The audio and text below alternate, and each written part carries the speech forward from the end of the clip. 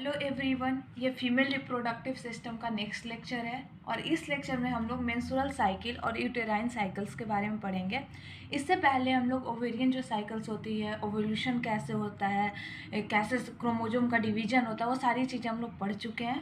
अब इसमें हम लोग मेंस्ट्रुअल साइकिल और यूटेराइन साइकिल्स के बारे में पढ़ेंगे। तो सबसे फर्स्ट इसका डेफिनेशन देखते हैं।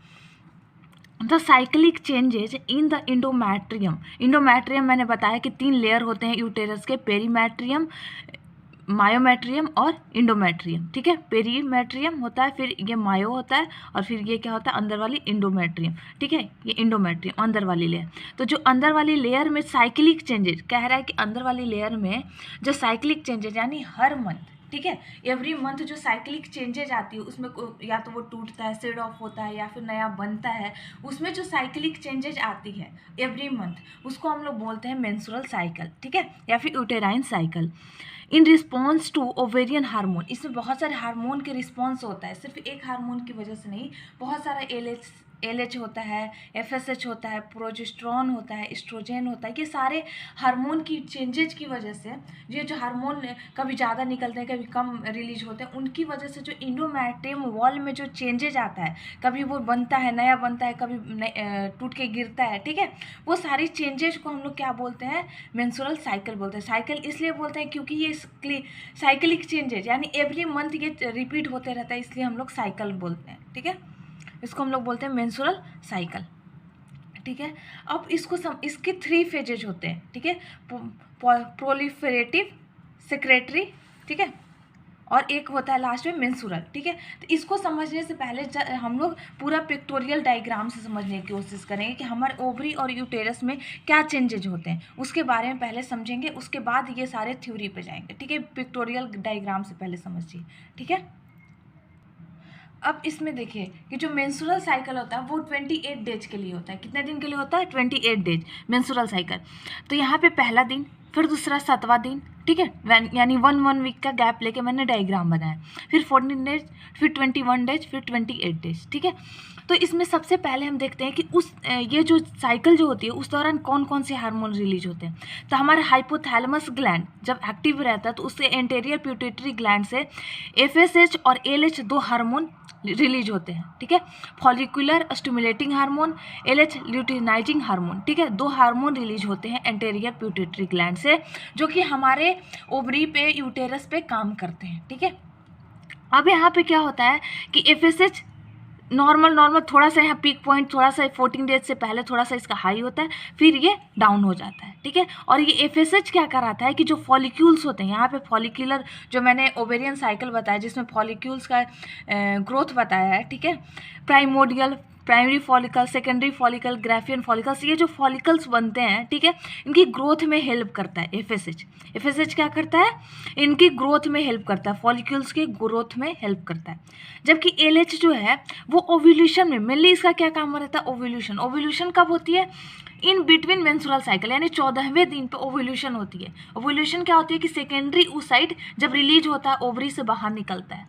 क्या होता है? सेकेंडरी oocyte जब ओवरी से बाहर निकलता है। ये पूरी साइकिल में बता चुकी हूँ, पहले के लेक्चर आपको अटेंड करने पड़ेंगे।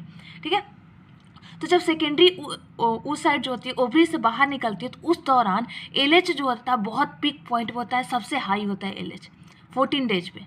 ठीक है, समझ आ रही है बात? एफएसएच क्या करता है? इसके ग्रोथ में हेल्प करता है फॉलिकल्स के। एलएच क्या करता है? ओव्यूलेशन कराता है।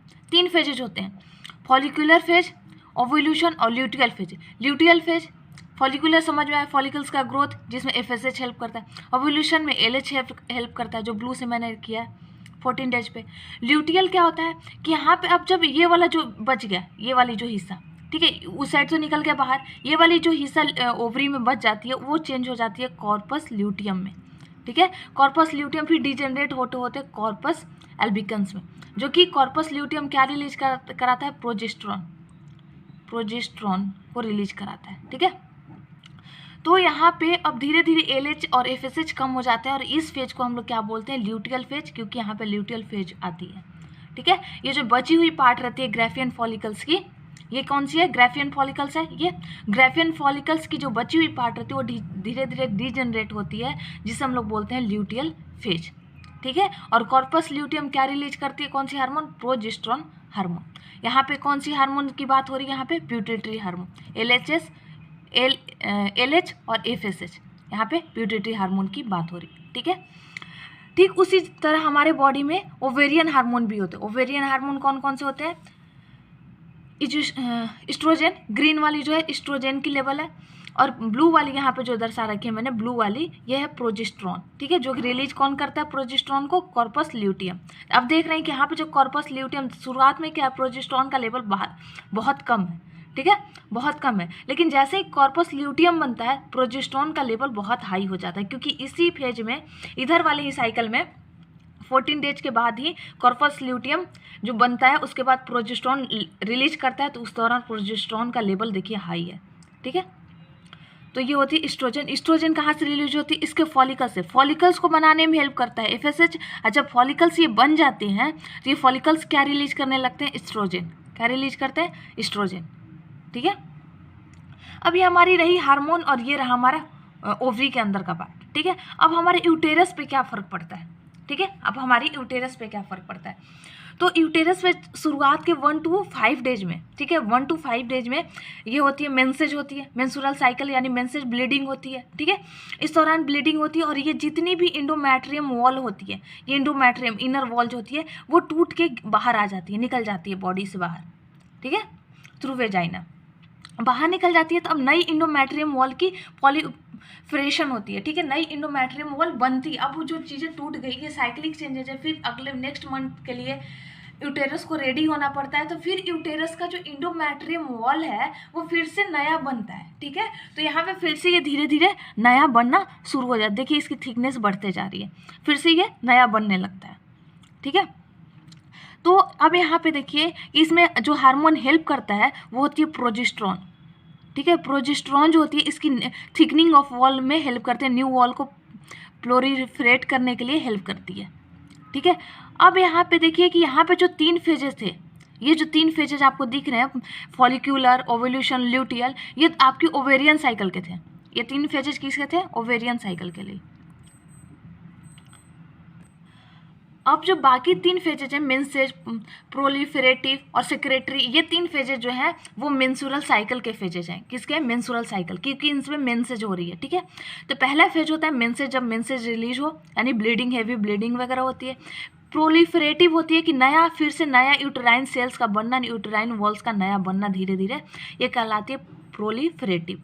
फिर ये जब यूटेराइन वॉल बन जाते हैं तो इसके अंदर छोटे छोटे ऐसे ग्लैंड बनते हैं, इस वॉल में छोटे छोटे ग्लैंड बनते हैं। ये ग्लैंड क्या करते हैं? ये हार्मोन की रिलीज कराते हैं, ये हार्मोन रिलीज करते हैं, इसीलिए इसको सेक्रेटरी फेज बोलते हैं। क्या बोलते हैं? Secretary phase.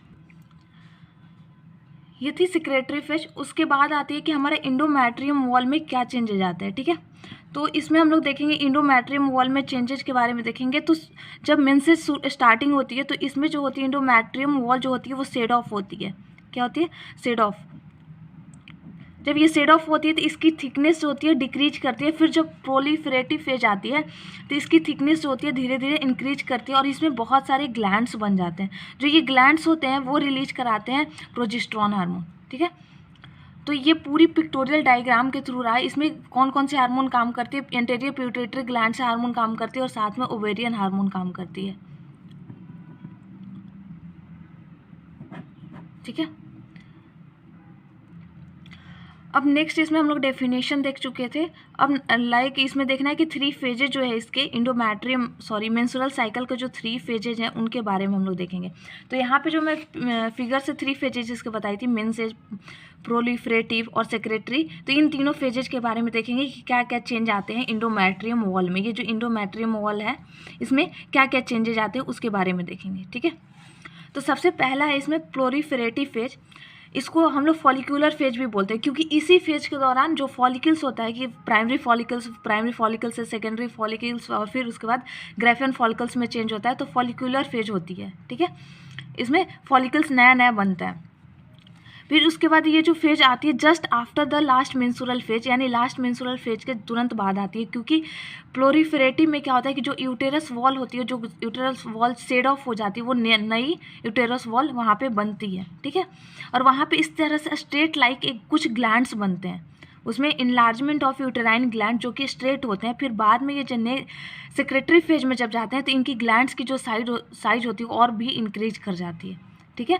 और उसमें जो ये इंडोमेट्रियम वॉल की जो थिकनेस होती है वो कितना हो जाती है 1 से लेके 3 mm तक हो जाती है, मिलीमीटर, 1 से 3 मिलीमीटर तक हो जाती है। और ये जो फेज होती है वो 14 डेज तक लास्ट करती है, यानी टोटल 28 डेज होता है, उसमें 14 डेज तक प्रोलिफरेटिव फेज लाई करता है, ठीक है। अब नेक्स्ट आता है सेक्रेटरी फेज। सेक्रेटरी फेज को हम लोग प्रोजेस्टेशनल फेज बोलते हैं। जेस्टेशन मतलब होती है प्रेगनेंसी, ठीक है, प्रेगनेंसी। तो प्रेगनेंसी से पहले जो हमारे यूटेरस में जो चेंजेज आते हैं, यूटेरस रेडी होता है प्रेगनेंसी एडॉप्ट करने के लिए, उससे पहले की जो चेंजेज आती है, अगर वहाँ पे प्रेगनेंसी नहीं होती है तो ये वॉल जो होती है वो सेड ऑफ होके बाहर आ जाती है मेंसेज के थ्रू, ठीक है। लेकिन जब ये प्रेगनेंसी होने से पहले की जो चेंजेज आती है यूटेरस वॉल में, उससे हम लोग बोलते हैं सेक्रेटरी फेज। तो उसमें सेक्रेटरी फेज में क्या होता है कि ये जो ग्लैंड्स होता है इसकी थिकनेस जो होती है और भी इंक्रीज कर जाती है और भी बड़ी हो जाती है ग्लैंड्स, ठीक है। और इस दौरान जो होते फर्दर ग्रोथ होते रहता है इंडोमेट्रियम में, और इंडोमेट्रियम वॉल की जो थिकनेस हो जाती है वो कितना हो जाती है 5 से 7 मिलीमीटर, ठीक है। और इसमें इंडोमेट्रियम ग्लैंड जो होती है वो डायलेटेड यानी बहुत ज़्यादा फुली हुई हो जाती है और कन्वुलेटेड, इस तरह से कन्वुलेटेड स्ट्रक्चर हो जाता है, ठीक है।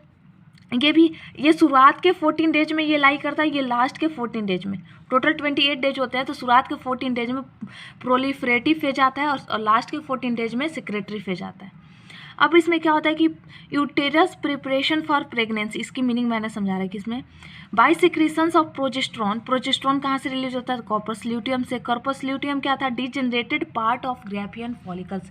ग्राफियन फॉलिकल्स यानी आफ्टर ओवल्यूशन 14 डेज में क्या होती थी, ओवल्यूशन के बाद जो ग्राफियन फॉलिकल्स बचता था उसकी डिजेनरेशन के बाद कॉर्पस ल्यूटियम बनता था नया, ठीक है, जो कि कौन सी हार्मोन का रिलीज कराता है, प्रोजेस्टेरोन, ठीक है। अब इसमें जो नेक्स्ट साइकिल है वो है मेंस्ट्रुअल फेज। ये 3 से 5 डेज तक लाई करता है। और सेडिंग ऑफ इंडोमेट्रियम वॉल, जो इंडोमेट्रियम जो अंदर वाला यूटेरस का वॉल होता है वो सेड ऑफ होता है, वो बाहर निकल जाता है, उसके साथ सेकेंडरी उस साइड बाहर निकलता है, और साथ साथ उसके साथ small amount of blood release होता है, ठीक है, बाहर निकलता है। इसमें average amount of blood loss जो होती है 50 to 60 ml जो होती है, average amount of blood loss होती है ड्यूरिंग 1 मेंस्ट्रुअल साइकिल। अब one set of mensuration occur, जब मेंसुरेशन एक बार जब स्टार्ट होती है तो उस दौरान जो होती है कंसंट्रेशन ऑफ प्रोजेस्टेरोन जो होती है काफ़ी कम हो जाती है। यहाँ पे देखिए इस फिगर में ये जो होती है ब्लू वाली लाइन मैंने प्रोजेस्टेरोन के लिए किया है, तो यहाँ पे जब ये मेंसेज हो रही थी तो यहाँ पे इसकी प्रोजेस्टेरोन की अमाउंट जो है काफ़ी कम हो जाती है। ड्यूरिंग मेंसुरेशन प्रोजेस्टेरोन हार्मोन की जो लेवल है वो बहुत कम हो जाती है, ठीक है। मेंस्ट्रुअल साइकिल का मीनिंग क्या होता है, कब से कब टाइम पीरियड होती है, जो कि हम एक मेंस्ट्रुअल साइकिल समझे कि start from first day of 1 menstrual cycle to the first day of next menstrual cycle, यानी टोटल 28 डेज की होती है ये, टोटल 28 डेज, ठीक है। तो अगर आपको ये लेक्चर और नोट्स पसंद आई हो तो प्लीज़ चैनल को लाइक एंड सब्सक्राइब करें। Thank you.